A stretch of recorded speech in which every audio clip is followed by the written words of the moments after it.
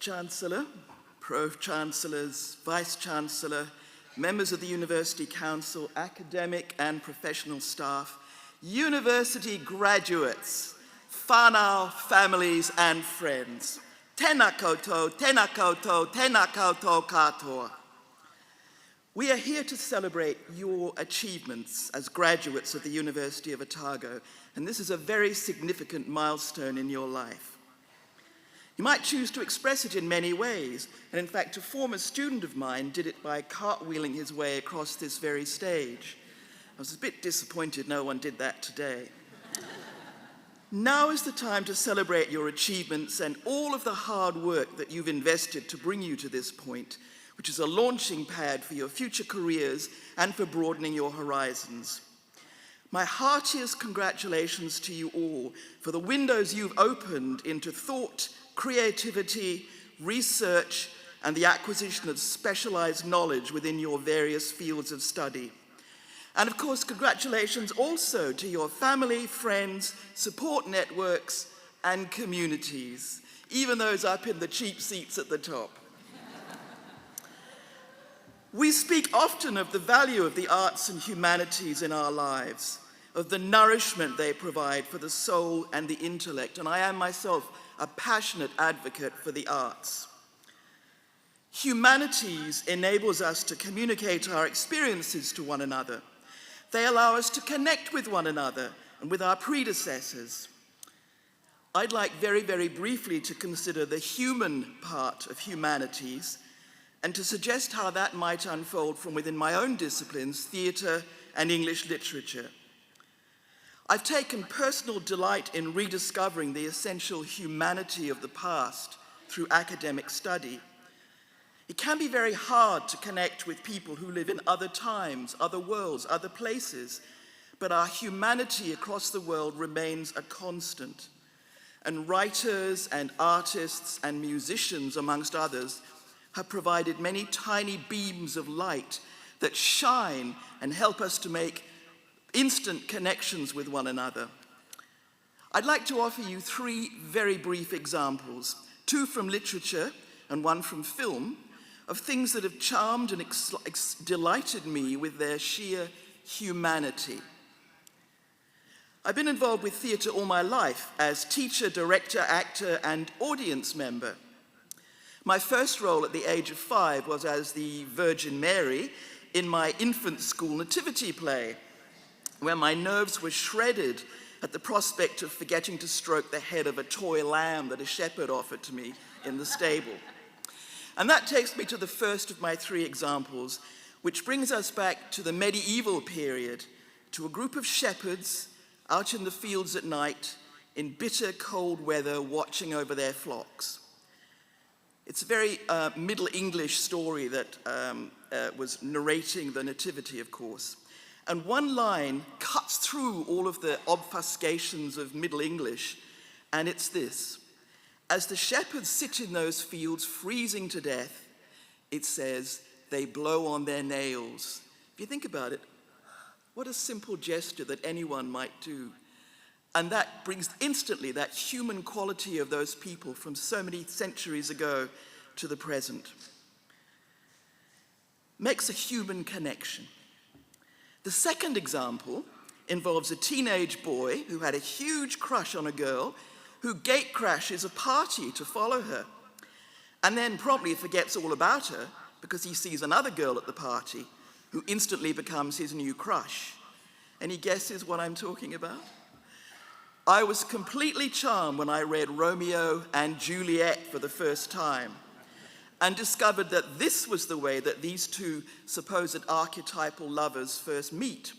And for me, that little teenage crush just jumping from one girl to another instantly and completely humanizes the moment and illustrates Shakespeare's compassion and humanity as a writer. And my final example takes us almost into the present. Well, I say that, 1952, which I can imagine feels pretty medieval to most of you here today. That was the year when the film Singing in the Rain was released. Gene Kelly, the star, is best remembered for his dance to the title song. And because he was a great dancer and choreographer, You might expect it to be full of complex, scintillating dance moves, whereas on the surface at least, it couldn't be simpler. We see a man in love, splashing in puddles, running and jumping, getting soaking wet, and generally acting silly to express his feelings. It's a transcendent moment in cinema history, often rescreened. What connects us to this brilliant piece is not, look how clever he is, but rather the feeling that we might do exactly the same in those circumstances. It's all about connection and shared humanity. And you'll have an infinite number of examples of your own, I'm sure, that you can add to the list. Whatever your discipline, there are aspects of theatre training that can be extremely helpful in your life or chosen career. And in case you're wondering what theatre has to do with it, we spend most of our lives performing, don't we? Adopting different personae to suit the moment. Today, for example, we're all engaged in a symbolic performative act. The capping ceremony signifies a gateway to whatever your future may hold. And each one of us in this room has a distinctive part to play. We have actors. We have an audience who are present to honor and celebrate your achievements. We wear time-honored costumes that unite us as a community or a caste of scholars. Though occasionally it can also hide a multitude of sins. When I was at university, my residential college required us to wear academic gowns for formal dinners. And those gowns actually made many other appearances at breakfast, dragged on over pajamas after late nights of, shall we say, non-academic pursuits.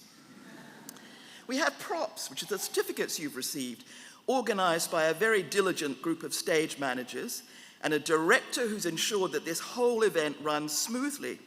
And of course, we have a performance with a beginning, a middle, and very soon now, an end. For so much of our lives, we perform. We do it to fit in, to do our job, to take a leadership role, to understand our varied and often changing places in society. And that is inevitable. It's a normal part of being human. One of the theatre subjects dear to my heart is improvisation. And the first rule of improvisation is to say yes, either literally or figuratively. From that simple acceptance, we can build a whole world or scene of possibilities. And yet that can be very tricky. For new improvisers, that one little word often sticks in the throat. Why? Fear of the unknown. Desire not to look foolish or to exert oneself, or because you've predetermined an outcome which the suggestion doesn't comfortably fit into. And yet, when you surrender and say yes, nothing could be simpler. It's the first building block in creating a scene that you might never have imagined could come to pass. When that persistent little voice in your head says, I can't do this, I'll look stupid, it's too hard, just say yes anyway and see what happens next. Give yourselves permission to enjoy the possibilities. Just be brave. And in any real-life situation, saying yes isn't about mindlessly agreeing or about recklessly saying yes in a potentially dangerous situation. It means listening, being engaged, staying curious, connecting with others, building something from virtually nothing, or even just saying yes to yourself and your own ideas. You may be faced by challenges, both external and from within. Self-doubt can be very hard to ignore. But saying yes when facing challenges opens the door to possibility. I wish you all well on your journey. I hope you find or continue to experience the things that bring you joy and fulfillment, and that you have cause to celebrate your humanity. You can walk away from challenges, close your eyes and minds to things that scare you, or you can take a breath, step forward, say yes, and see what happens next. So once more, heartiest congratulations to you all. Mauri ora kia tātou katoa.